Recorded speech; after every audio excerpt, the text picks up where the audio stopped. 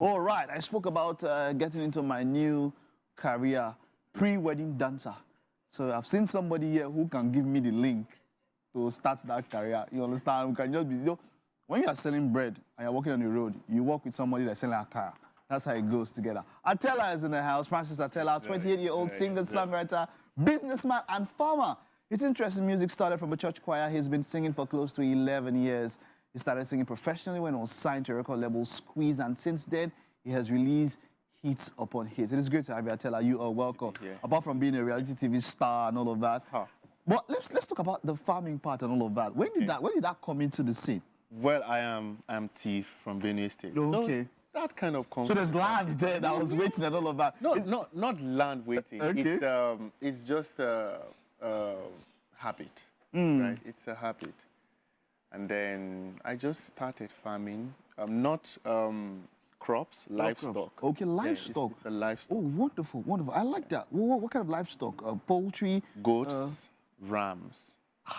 Just specifically goats and I like rams. Asun. Yeah. If I have that kind of farm, that farm will survive very well. That farm would survive, you know. But that is wonderful because, you know, having something to do, music, you've been in music for a very long time, so you've seen how it has gone. It's quite a competitive environment. Just this morning, I was listening to, I think it was Eva Lodi, and she was talking about how everybody knew her name and all of that, but she found that she couldn't even pay her rent. Yeah. She couldn't even get food to eat, even though everybody knew her name and all of that, and then she had to find something to do. You've been there for a long time. The musical journey, how has it been? Talking to an upcomer, somebody wants to come into this journey and wants to start. What are those words that you can give to someone out there? First of all, I think I am also very much still an upcomer.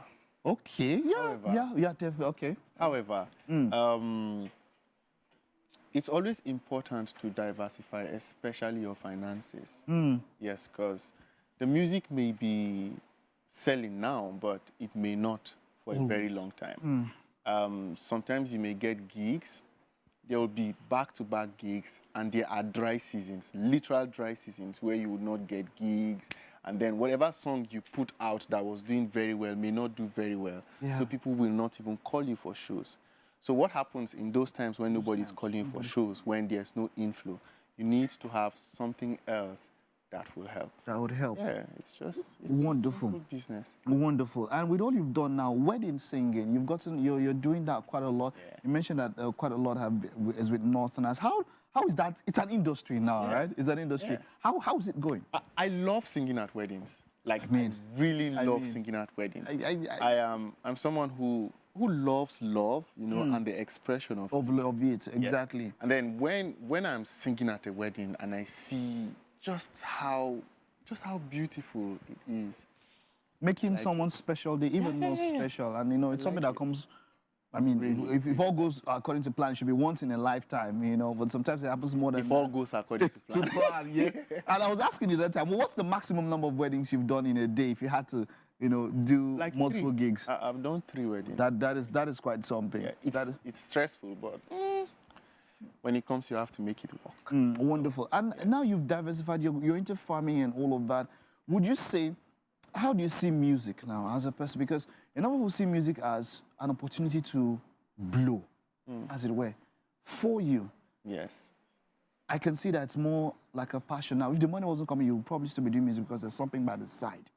Yeah. How is it exactly for you now? Is it still something that, I'm looking at, if the money is not coming, I would stop it and maybe focus on business or something? You see, the thing with us, especially in this generation now, is that a lot of us seek instant gratification. And that ultimately leads to a lot of worry, a lot of depression, a lot of things we don't want, you know, to be involved with. For me, music is more about sharing my gift than it is about finance, commercial part of it. If I was, or if you are so focused on the end result, you know, and forgetting to enjoy the process and whatever comes with it, then your happiness or your fulfillment will be based on the result. On the results, yeah. So just take it one day at a time. At a time. All right. So moving, you know, you've been there, you've done that. you have anything you're working on, a body of work, something your fans out there can look forward to? What's on the horizon for Atela? I'm always working. I'm always working. Musically, I'm always working. But most recently, I put out a song, Whatever May Come. It's off my album, Love, Hate, and Other Things. So I put out a song. Is the album out? Yeah, the album is out. Okay. And then we did a movie company took the song.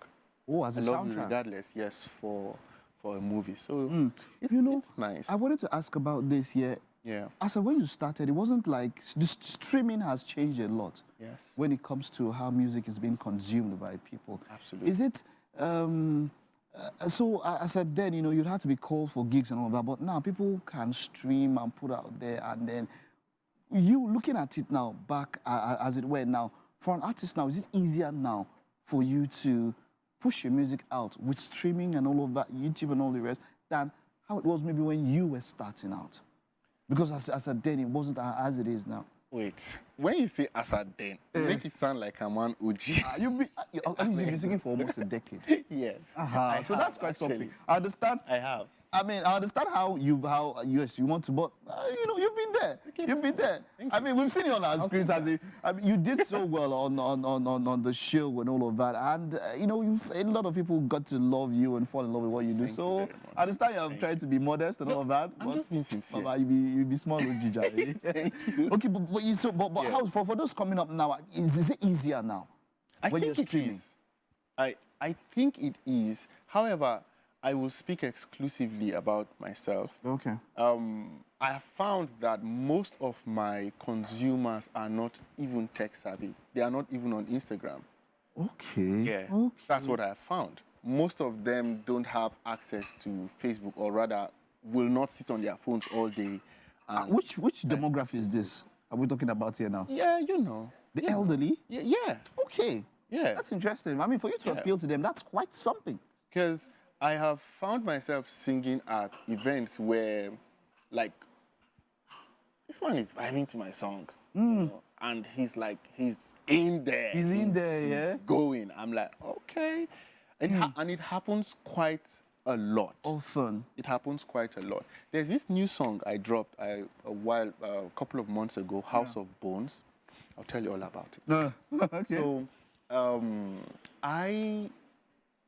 after doing music for a while, I got to a place where, even though I try really hard not to focus on the end result, I try really hard not to focus on where I'm coming from or where I'm going to, I found myself in a place where I was actually in a dark space, And then the only way I could help myself out was through the same music. The same music. Yeah, so I wrote a song, House of Bones. And then as soon as I put the song out, the way people were vibing to the song, it's just great.